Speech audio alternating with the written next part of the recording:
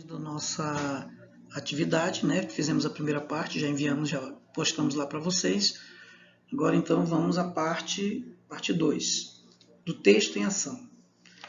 Em dupla, elaborem um pequeno texto sobre o Brasil, utilizando os conceitos de sociedade, povo, nação e país. Novidade? Não. Vimos na aula passada o que é sociedade, o que é povo, o que é nação e também vimos o que é país. E tem lá nas páginas do seu livro para você rememorizar. Então dá uma olhadinha lá e você vai escrever um pequeno texto. Quando eu digo um pequeno texto, estou dizendo para você que ele pode chegar no mínimo de 10 linhas. Tá? O máximo é com você. Se você quiser escrever um livro inteiro, é problema seu. Te agradeço, mas no mínimo de 10 linhas.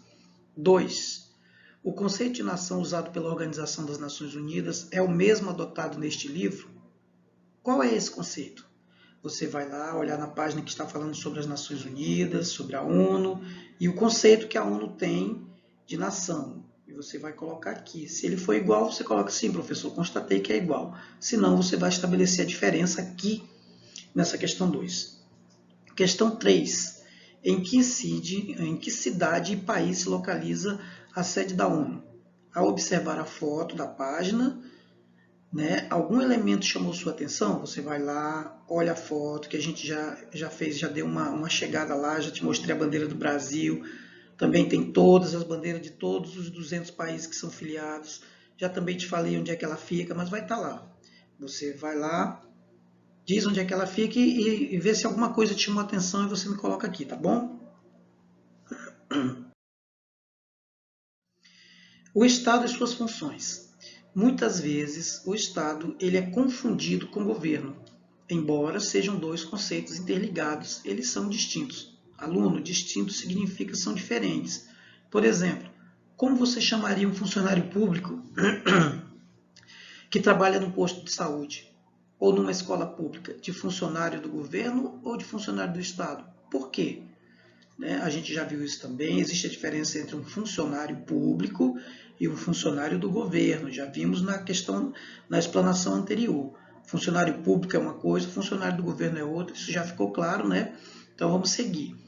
Na verdade, eles são funcionários públicos, isto é, o Estado e não do governo. Estado é o conjunto de instituições que formam a organização política e administrativa de uma nação.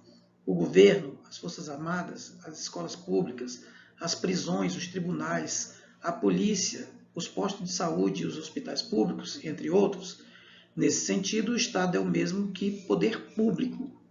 Tá bom? Veja bem, o que é o Estado? Toda vez que fala Estado, o Estado brasileiro, o Estado de Rondônia. Sim, é Estado porque ele possui isso aqui, ó, organização política e administrativa.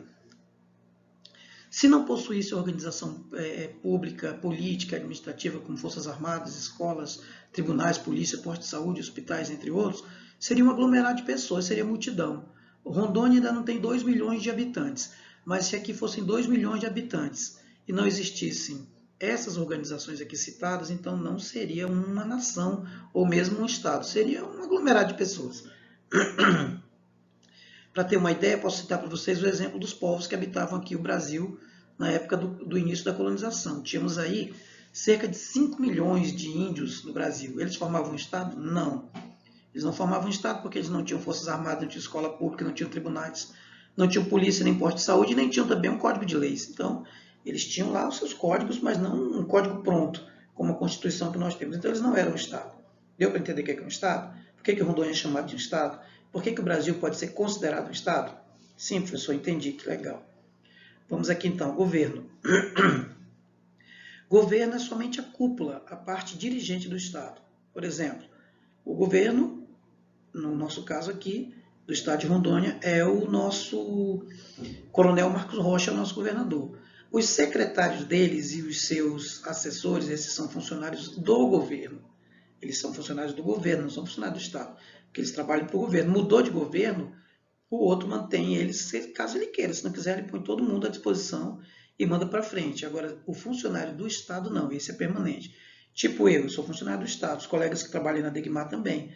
Pode mudar de governo, pode mudar de prefeito, nós continuamos lá, porque nós não somos funcionário do governo, nós não somos funcionário da prefeitura, nós somos funcionário do Estado. Deu para entender aí, aluno? Sim, professor, deu para entender. Legal, então vamos continuar. Em outras palavras, o governo é somente uma parte do Estado.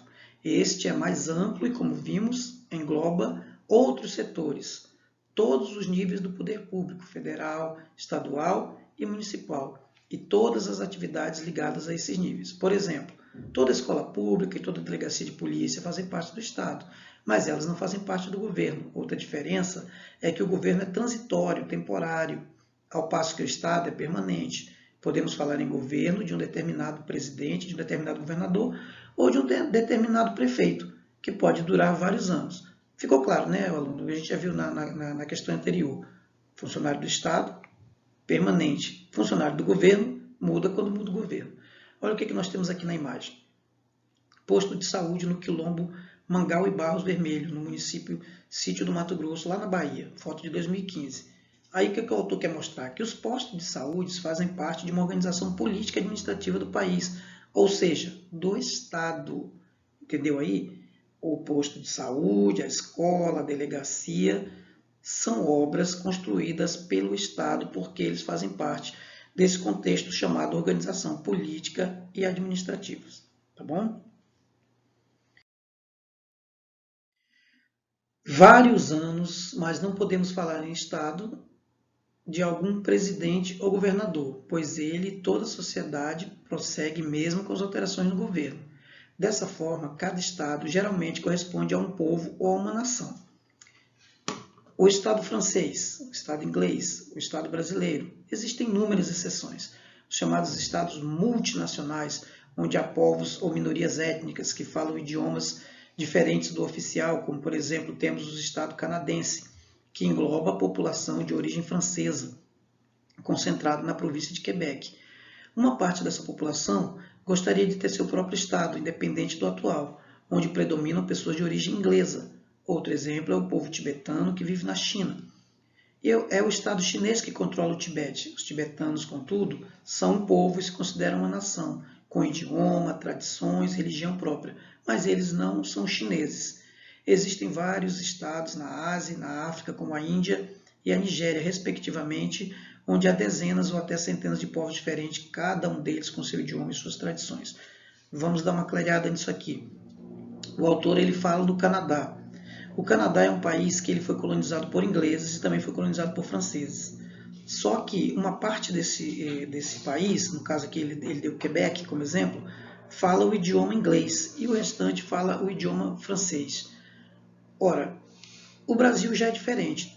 Em todos os estados brasileiros, de norte a sul, de leste a oeste, falamos apenas um único idioma, que é o português. Então não temos esse tipo de problema.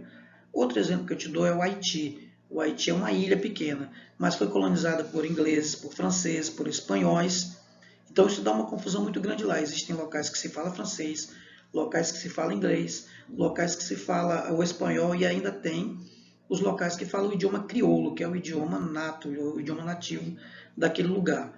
Então a gente até conheceu algumas pessoas do Haiti que eles falam 3 ou estão falando até agora 4 idiomas, mas isso não é mérito deles não, é mérito da colonização. Se o país foi colonizado por 4 potências, cada uma delas levou para lá o seu idioma, esse povo aprendeu por força de colonização a falar 4 idiomas, não quer dizer que eles sejam os bambambãs não, tudo bem? Atividades relativas à página do livro em destaque. Vamos lá então as atividades que você vai fazer? Você vai fazer, você até já fez, já teve gente até que me entregou isso aí, né? Questão número 1. Por que os seres humanos são animais gregários? Lá na tua página 13 você vai ver por que os seres humanos eles são considerados animais gregários. Professor, o que é gregário? Eu já falei para você o que é gregário. Né? Agora é você que vai me dizer o que é um animal gregário. Eu vou te colocar isso novamente na revisão. 2. Porque as regras que regem os grupos humanos são importantes para o convívio social. Falamos também sobre a importância das regras. Falamos ou não falamos? Sim, professor, falamos. Eu dei até o exemplo do WhatsApp, que o WhatsApp é um grupo social, virtual, mas é um grupo social. E o nosso da escola estava aí meio sem regra, mas parece que agora os alunos já entenderam que precisa de regras, não é verdade? Então você vai me responder por que as regras são importantes. Vamos então à terceira questão. Os povos podem estar juntos em locais fixos sendo nômades. Os povos podem estar juntos em locais fixos, ou sendo nômades. O que são nômades? Professor, eu já não estou mais lembrado do que são nômades. A gente falou o que são nômades, demos exemplo do que são nômades, e você vai colocar aqui o que são nômades. E na revisão eu te dou mais uma colher de chá. Questão número 3, você vai explicar o que são povos sedentários. Vale de salientar, eu vou te explicar aqui, que o sedentário é o contrário de nômade. Então, se você souber o que é nômade, o contrário desse nômade é justamente sedentário. Me explica aí o que é um povo sedentário, tá bom? A quinta, você vai retirar do texto os povos que estão na condição de sedentários ali no texto. Existem povos sedentários, você vai retirar do texto, tá? E eles não possuem uma pátria, tá? Eles não possuem uma pátria, eles não possuem um território para chamar de seu, mas são sedentários. Tira lá esse povo da página 13, coloca aqui no teu texto e bola para frente. Então, alunos, chegamos aí ao final dessa nossa parte 2, tá? E eu quero agradecer a participação de todos vocês e aguardá-los até uma próxima oportunidade, tá bom? Tenham bons estudos.